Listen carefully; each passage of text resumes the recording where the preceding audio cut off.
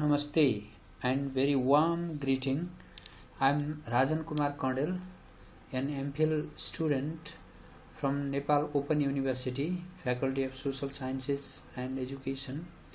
And in this virtual presentation, I am going to present on research in classroom, and this is the second presentation on research in classroom.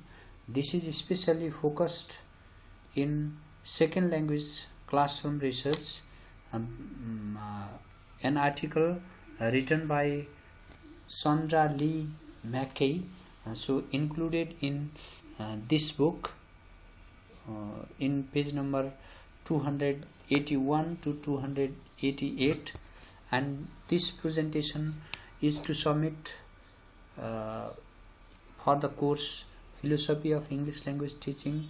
And I would like to acknowledge my course facilitator, Mr. Kamal Raj Devkota, and all the faculties of Faculty of Social Sciences and Education, Nepal Open University, along with my course mates.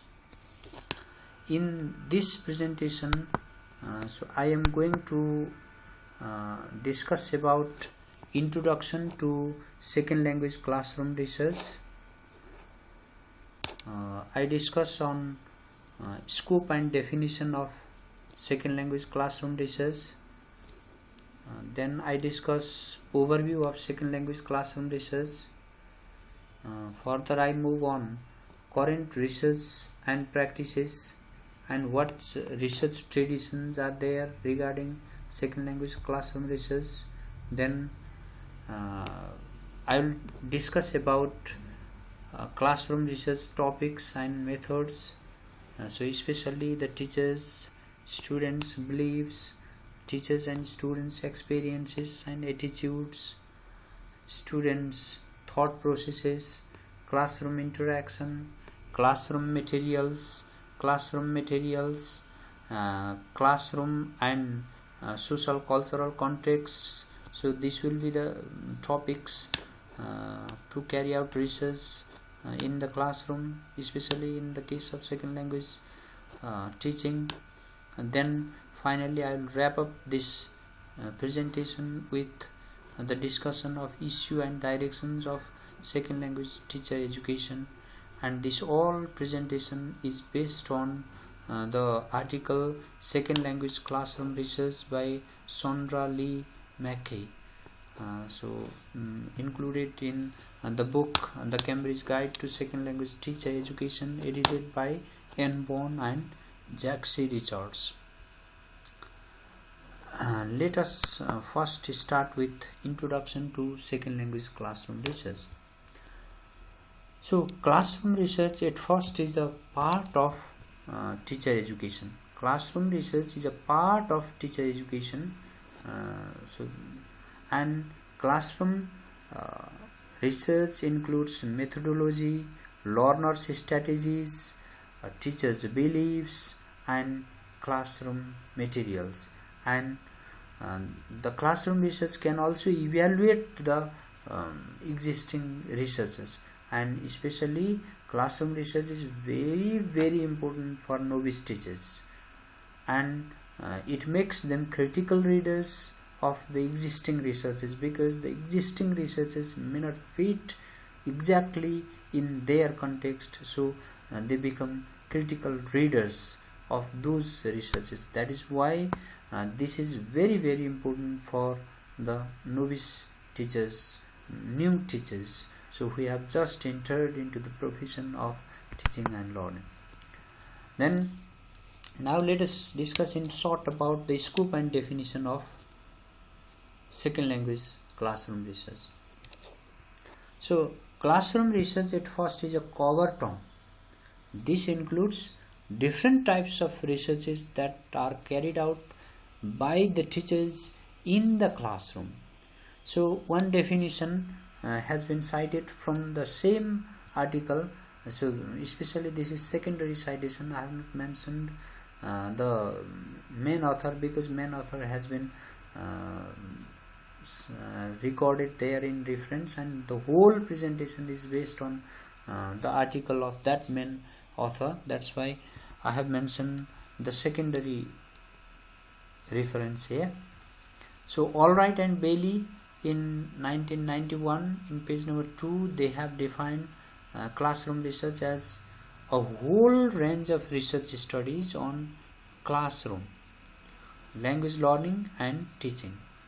A whole range of research studies on classroom language learning and teaching. The obvious unifying factor is that the emphasis is solidly on trying to understand what goes on in the classroom setting.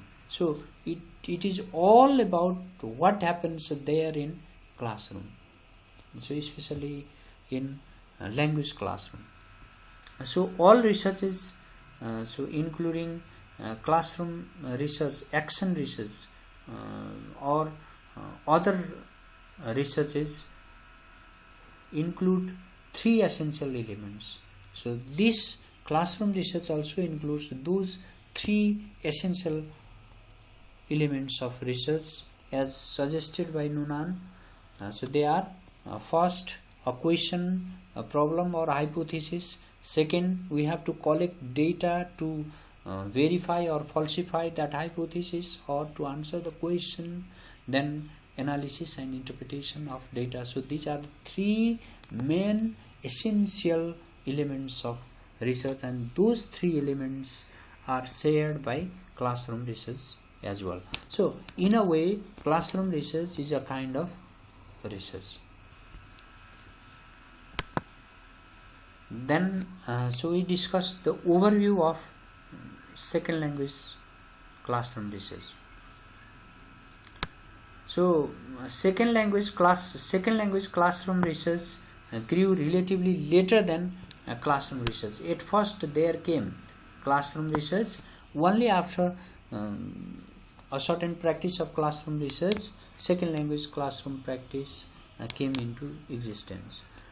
So 2 early concerns of second language classroom research were: first one was to identify the most effective method of teaching a second or foreign language, to find out the most effective method of teaching second language or foreign language, and second one is to delineate the behavior of the effective teacher, to discover, to find, to investigate the effective teacher's behavior in the classroom. So these were the 2 main purposes of classroom research earlier. So then in late 90s, so it shifted to identifying the process involved in second language acquisition and with specifying a natural order of language acquisition. So what are the processes involved in second language acquisition? What is the natural order of language acquisition? This also is added in the field of second language classroom research during 1960s, especially in late 1960s. Then after in 1990s, so a new the new paradigm came. So that is, it brought the new approach of examining second language classroom. So that is through reflective teaching. So reflective teaching is different from second language classroom research because reflective teaching does not contain the components of research that we mentioned just earlier. So hypothesis or question, data, analysis, interpretation of data, that may not be included in reflective teaching. So this came in 1990s. Then action research can also be taken as one of the type of classroom research. And so this is how reflective teaching and classroom research are different. So this gives the overview of second language classroom research, how it came into existence. First, it came to find out the best method and best way of teaching. Then it identified the process of second language acquisition and language acquisition. Then reflective teaching came into existence during 1990s. So this is how second language classroom research has developed through its history. So next one that we discuss is current researches and practices and research tradition. So there are different types of research, we know. So theoretical research, applied research, descriptive research are there, prescriptive research are there, or many different types of researches are there. And so in our concern here, especially in this presentation, we discuss about quantitative and qualitative researches. What is quantitative, what is qualitative will be discussed here. And then new teachers, novice teachers should be familiar with those researches and both the traditions of carrying out research, qualitative and quantitative.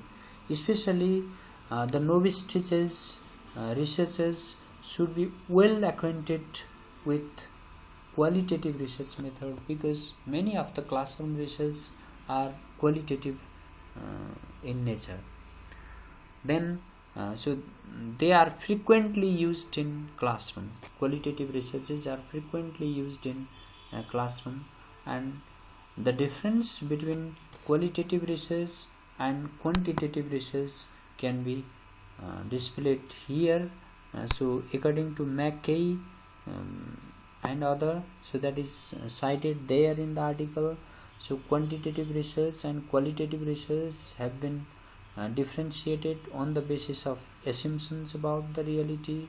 So quantitative research says reality can be broken down and parts of the realities can be studied, but qualitative research does not believe that. Reality, according to qualitative research, is multiple and it can be studied holistically. And so on the basis of role of the researcher, quantitative researchers are objective and the inquiry are separate, and researcher's role is very much neutralized in quantitative research. But in qualitative research, researchers are subjective, so they can interpret, they can facilitate the learners, and the researcher however does not intervene the respondents, and the subjective way of evaluating or collecting the data goes on in qualitative research. So on the basis of purpose of research, the purpose of quantitative research is to generalize, to predict, to test hypothesis, or to show the causal relationship. But the purpose of qualitative research is contextualize and to interpret. Then so research question for quantitative research is the research question is made deductively, or the answer is questions are made in such a way that the answer could be found deductively, and the researcher starts with hypothesis. Here the research question is arrived at inductively, and the researcher observes and formulates the question. He or she does not make hypothesis. On the basis of research design, the researcher has the hypothesis and a set of methodology. The object is to summarize the data in numerical indices, but in qualitative research, the research design evolves over the time. So once the data is gathered, the researcher looks for the patterns. So in a way this is iterative. The data collection and analysis and interpretation go side by side in qualitative research, unlike in quantitative research, where until and unless we collect the sophisticated data, we do not start analyzing and interpreting it. Then length of the study involves fairly short time in quantitative research, but qualitative takes very long time. And so type of the data, numerical data, numerical data from large random sample is taken in quantitative research, but so proportions from the proportive sample in-depth information, thick information, dense information is taken in qualitative research. So data analysis is statistical in quantitative research, but it is interpretive, descriptive and analytic in qualitative research. And the research report uses technical language, as far as possible objective language in quantitative research, but in qualitative research it uses descriptive language, it uses subjective language as well. We may even use we as well in qualitative research. So this is the difference between quantitative and qualitative research. Now let us look at second language classroom research topics and methods. So there are different topics that I have said in the overview of this presentation as well. So let us deal with those topics one by one. The first potential title topics for carrying out second language classroom research is teachers' belief, students' belief, teachers' experiences, students' experiences, teachers' attitudes and students' attitudes. For those topics we may carry out survey or we may carry out quantitative research and regarding students and teachers' beliefs, experiences and attitudes. So then so not only quantitative, we can carry out qualitative research with diary studies to examine their beliefs, to examine their experiences and attitudes, so both in the part of the teachers and students. So such researches may be both quantitative or qualitative. So diary studies can be helpful especially for the novice teachers for charting their own development as a second language professional. So because they know, they find out what others have done, and the teachers can consult the related references for both the survey or the diary studies to sharpen their knowledge. So reviewing literature, studying the earlier researches, so this is very much essential. So next agenda is second language classroom research topic, that is second one. The second one is students' thought process. The first one is teachers and students' beliefs, attitudes, experiences, and the second one is students' thought process. We can carry out research, classroom research regarding students' thought process as well. So these researches can find out how certain students become very successful in their learning, and so to find out that such studies can be introspective studies. So what happened in their life, in their study life, so we can collect data through verbal protocols or through think aloud. So in verbal protocol, what happens is students verbalize their thought, they speak out their thought process while they are engaged in reading or writing or performing certain tasks there.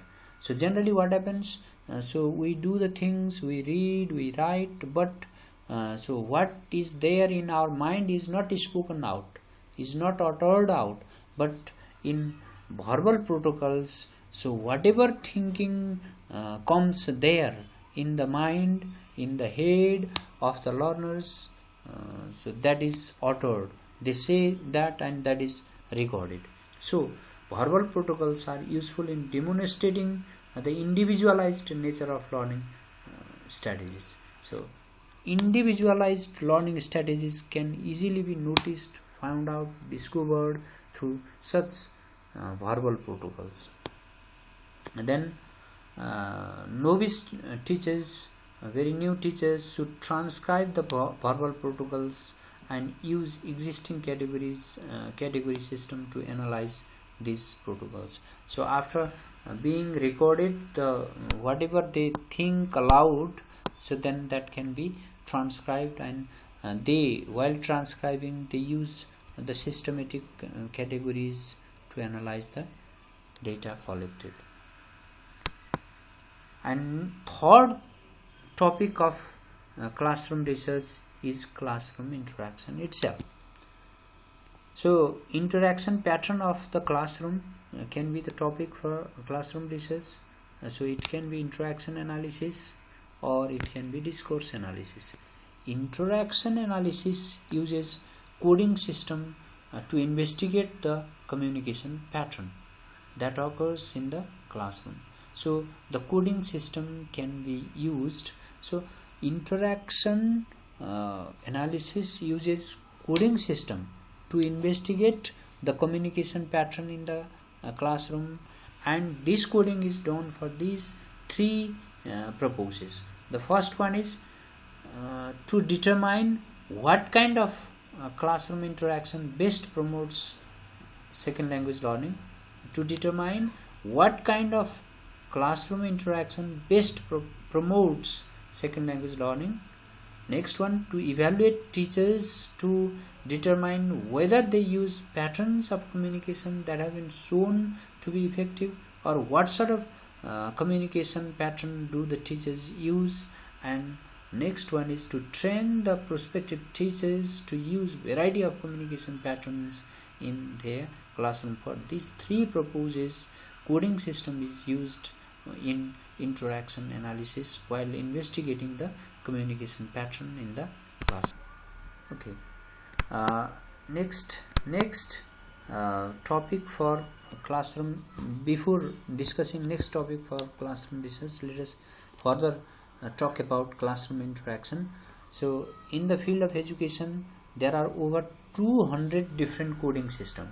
So we have just mentioned the purpose of coding in interaction analysis. There are over 200 different coding systems, and one of the most widely used generic coding system in second language classroom research is communicative orientation of language teaching, COLT. So this is designed by Alan Froelich and Spada, and others are generalized. So these are generic and other systems are specialized. So the generic system is communication orientation of language teaching, COLTA. So this is the most widely used system. And beside this system, there are other systems of coding interaction. They are called specialized. So introducing novice teachers to coding system can provide them with the tools to assess their own classroom interaction pattern. So if they become well acquainted with this new coding system, then they can provide them to assess their own classroom interaction. So they can evaluate their own classroom situation if that tools are provided to them. So classroom interaction is also investigated by using discourse analysis. Discourse analysis is concerned with the study of the relationship between language and the context in which it is used. So discourse analysis is mainly concerned with the relationship between language and where that language is used, in which context that language is used.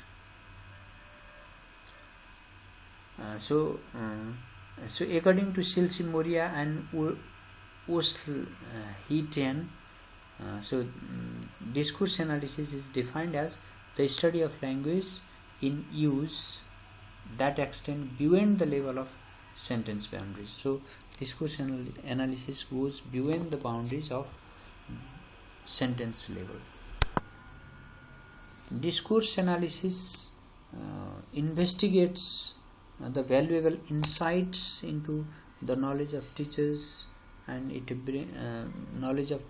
and what sort of interaction So what sort of language is used above the sentence level, so is discussed there in discourse analysis.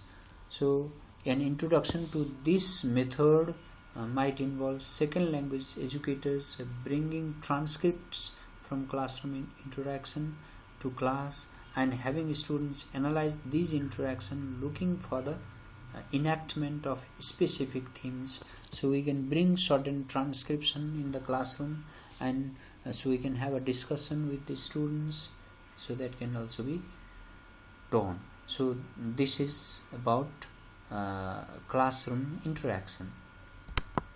Next one is classroom material. Another topic that we can carry out research on is classroom material. So classroom material can be students' textbooks, so other published textbooks, and so this can be analyzed by using text analysis. And so this analysis of the materials was developed.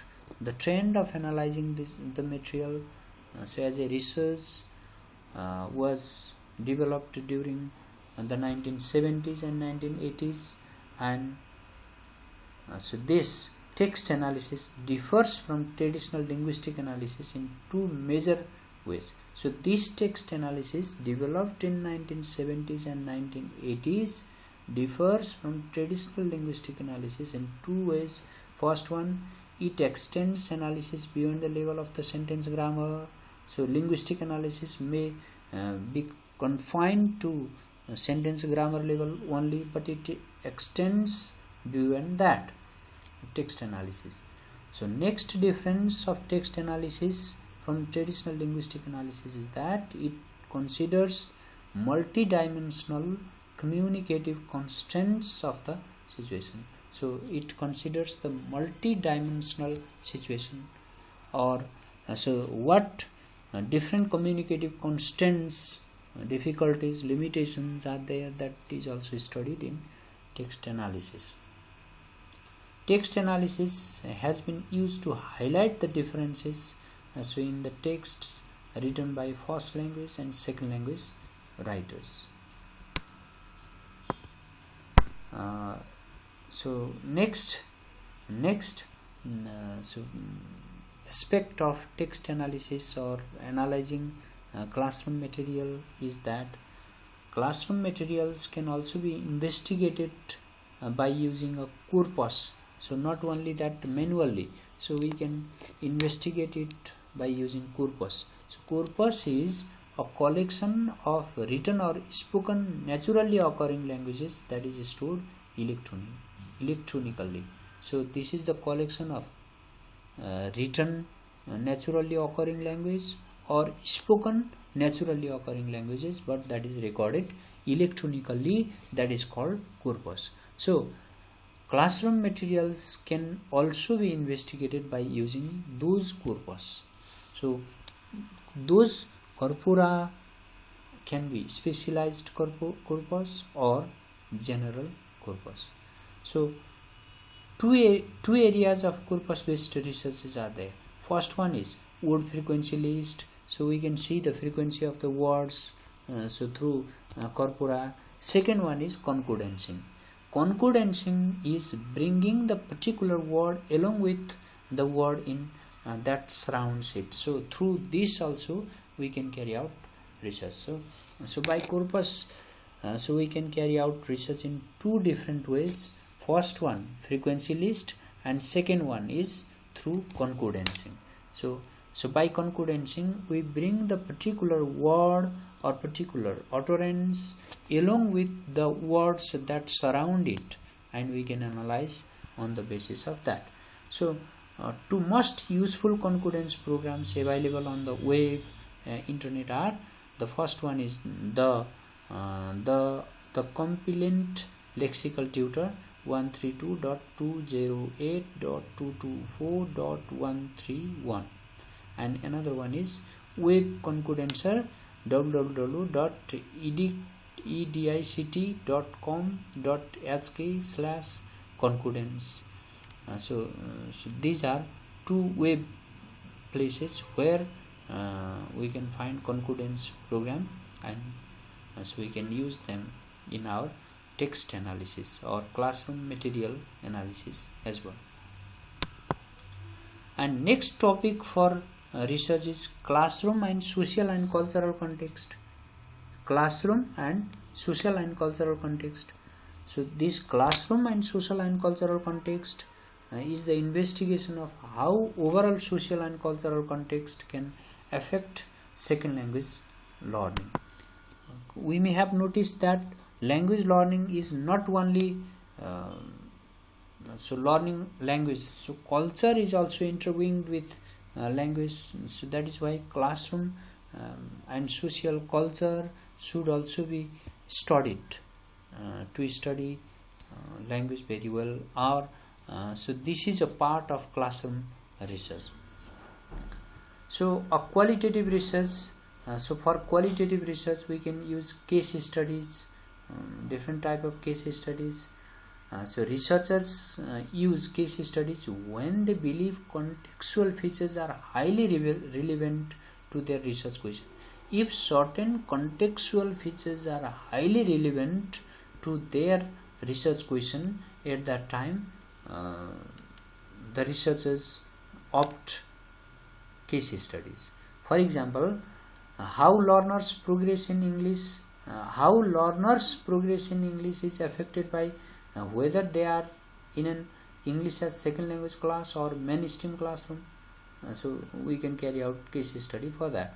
So how the learners progress in English is affected by whether they are in English as second language class or in mainstream class. So this can be one title for case study suggested in the text. Then so now we discuss about issues and directions of second language teacher education. Second language teacher educators face several challenges that we know. Every teachers face several challenges, and second language teachers also face different challenges. The first thing that they have to consider is the second language teacher educator need to convince the novice teachers to undertake classroom research.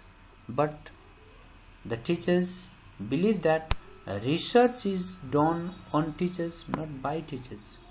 This is very important. Teacher educator should convince the teacher to carry out the research, but the teachers on the other hand think that this is not our job.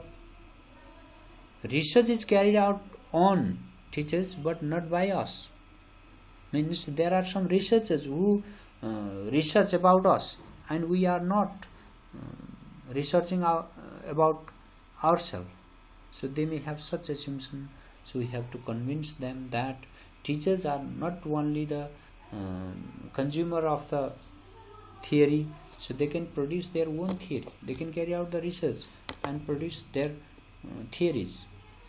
And second one is how to introduce basic research, how to introduce the basic of research to novice teachers in such a way that it is relevant to the daily demand they face. So we have to introduce the research to the novice teachers. We here means the teacher educators, to the teachers in such a way that it is relevant in their daily demands they face. And next one is we have to discuss, teacher educators have to discuss with the novice teachers about the obstacle they face or they may have been facing in undertaking classroom research, and how they might go about finding ways to minimize those obstacles. So we have to discuss with them what are their obstacles and how have they overcome such obstacles. And so next issue that teacher educators should come across is convince novice teachers that they should share their research findings through presentation, publications as a way of enhancing the entire profession. So they are not only studying others' research, they are also researching themselves, and they have to share those research to the large professional colleagues throughout the world. So this is what teacher educators should have to convince. And next, finally, second language teacher educators need to emphasize throughout the teacher education program that the cornerstone of effective teaching is certainly designed research project. So how to teach better comes out of the research, not by whatever someone has said alone. At once upon a time he said this method is the best one, and that method is not going to be applied or going to be the best method for ages. The teachers have to carry out the research. They have to find out the new things, collect data, so then only, so that becomes much more practical. So these are the issues that or the directions that are given to second language teacher educators. And so that's all about this presentation, and I have taken the reference from this book, this article especially, Mackay 2009. So the name of the article is Second Language Classroom Research in this book I showed earlier. And so thank you very much for your patience, and please comment in the box below for any criticism, any commentary, so any dialogue, analysis, any opposition or any question. Thank you.